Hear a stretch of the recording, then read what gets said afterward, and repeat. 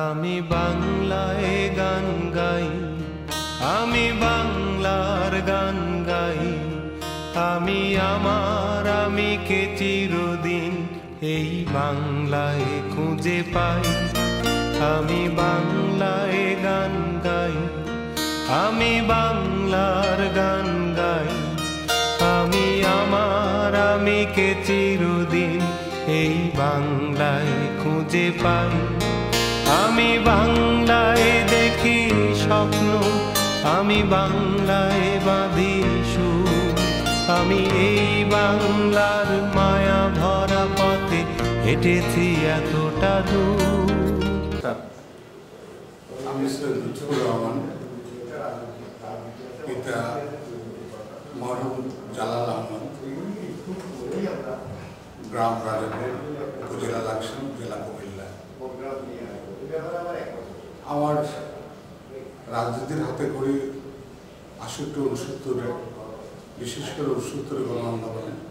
তখন আমি চিটাগাংয়ের আগ্রাবাদ স্কুলের ছাত্র।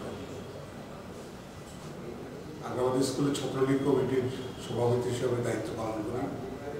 সেই মুহূর্ত থেকেই দেশের স্বাধীনতার স্বপ্ন দেখতে থাকি। বিশেষ করে চট্টগ্রাম তখন স্বাধীনতার পক্ষে, চট্টগ্রামের ভূমিকা ছিল একটি উল্লেখযোগ্য ভূমিকা।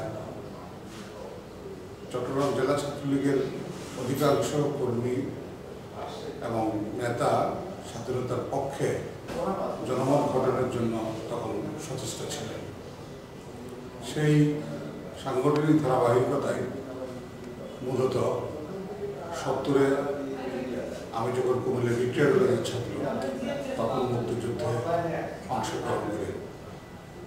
উল্লেখ্য, তখন আমি লাকসাম থানা ছাত্রলীগের সভাপতি হিসেবে দায়িত্ব পালন করি।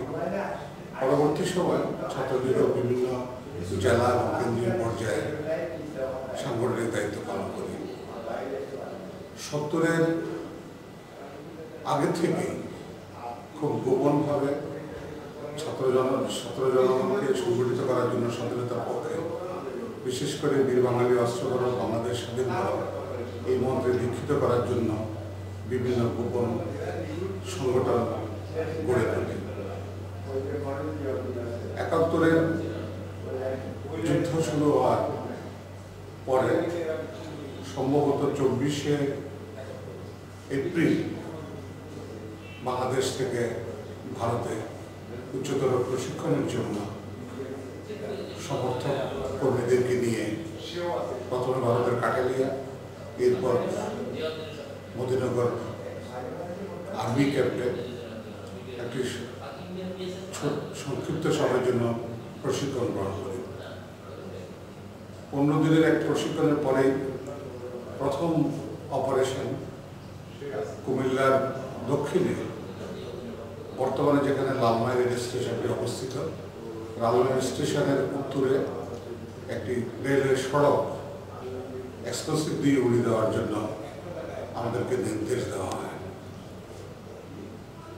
আমি আমার আরো 3 সহকর্মী সমেত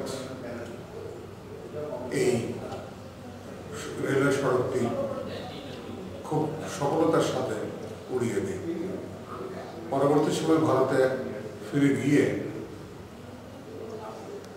তখন ছাত্রনেতাদের নেতৃত্বে সংগঠিত বাংলাদেশ লিবারেশন ফ্রন্ট, সংক্ষেপে BLF-এ উচ্চতর প্রশিক্ষণের জন্য আগরতলা থেকে হাফলং ট্রেনিং সেন্টারে প্রায় 1.5 মাস ব্যাপী একটি মধ্যমেয়াদী প্রশিক্ষণ গ্রহণ করি।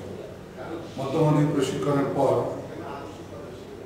আবার ফেরত বাংলাদেশের অভ্যন্তরে প্রবেশ করি এবং চট্টগ্রাম BLF কমান্ডের সাথে জড়িত হয়ে ছোট ছোট যুদ্ধ সংগঠিত করি।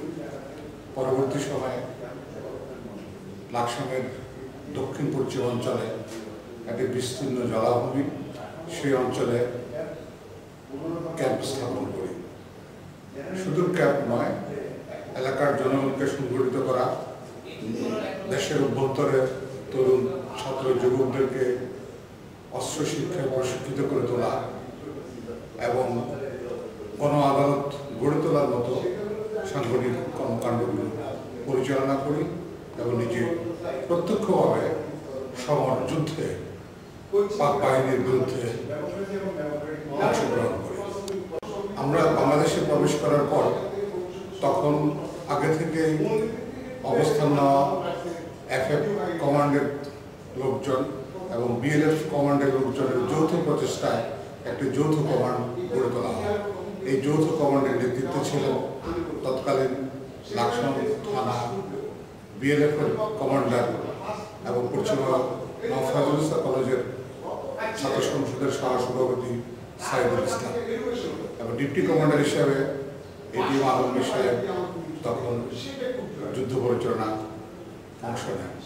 আমার মূলত দায়িত্ব ছিল দেশের অভ্যন্তরে ছাত্র যুবকদেরকে অস্ত্র প্রশিক্ষণে প্রশিক্ষিত তোলা, জনমত সংগঠনের জন্য গণসংগঠনগুলো গড়ে তোলা এবং একটি দীর্ঘমেয়াদী যুদ্ধের জন্য জনগণের মনস্তাত্ত্বিক প্রস্তুতির জন্য উদ্বুদ্ধ করা এবং কৃষক শ্রমিককে সংগঠিত করা। বাংলায় আমার জীবনানন্দ, বাংলা প্রাণের সুর। আমি একবার দেখি, বারবার দেখি, দেখি বাংলার মুখ। বাংলায় আমার জীবনানন্দ, বাংলা প্রাণের সুর। আমি একবার দেখি, বারবার দেখি, দেখি বাংলার মুখ।